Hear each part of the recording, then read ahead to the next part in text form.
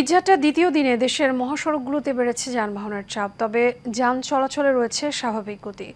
এদিকে যমুনা সেতুর পশ্চিম সংযোগ সড়ক 4 লেনে উন্নীত হওয়ায় অনেকটা নির্বিঘ্নে বাড়ি ফিরছেন উত্তরাঞ্চলের মানুষ। জিন্না ফারুকের পাঠানো তথ্যচিত্রে জানাচ্ছেন শেখ ফাহিম। উত্তরবঙ্গের প্রবেশদ্বার যমুনা সেতুর পশ্চিম পারের 22 কিলোমিটার সংযোগ মহাসড়কটি পার হয়ে হাটিকুমরুল, গোলচত্বর থেকে বনপাড়া, পাবনা ও বগুড়া মহাসড়কে বিভক্ত হয়ে যায় উত্তর ও দক্ষিণবঙ্গের যানবাহন।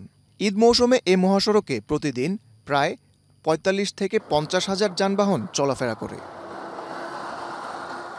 বর্তমানে যমুনা সেতু সংযোগ মহাসড়কটি 4 লেনে উন্নীত করা হয়েছে।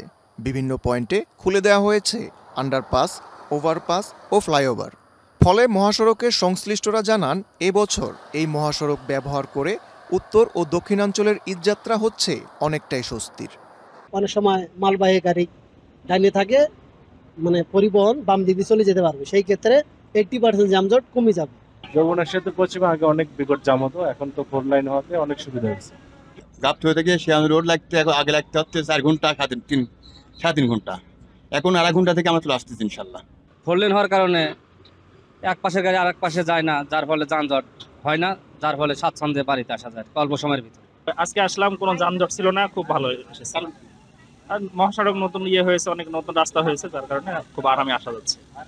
ঈদে ঘরমুখো মানুষের পারাপার নির্বিঘ্ন করতে এই মহাসড়ককে 4টি সেক্টরে ভাগ করে 24 ঘণ্টা ব্যাপী 7 শতাধিক পুলিশ দায়িত্ব পালন করছে বলে জানান আইনশৃঙ্খলা বাহিনী।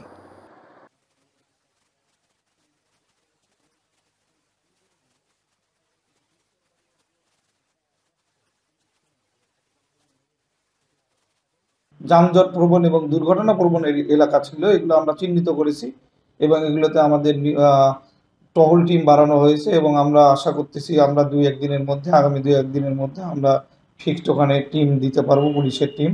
মহাসড়কের সংস্কার, যান চলাচলের শৃঙ্খলা ও পর্যাপ্ত নিরাপত্তা নিশ্চিতের মাধ্যমে উত্তর ও দক্ষিণাঞ্চলের ঘরমুখো যাত্রীদের এবারের ঈদযাত্রা নির্বিঘ্ন হবে, এমনটাই প্রত্যাশা সকলের। Sheikh Fahim, Asian television.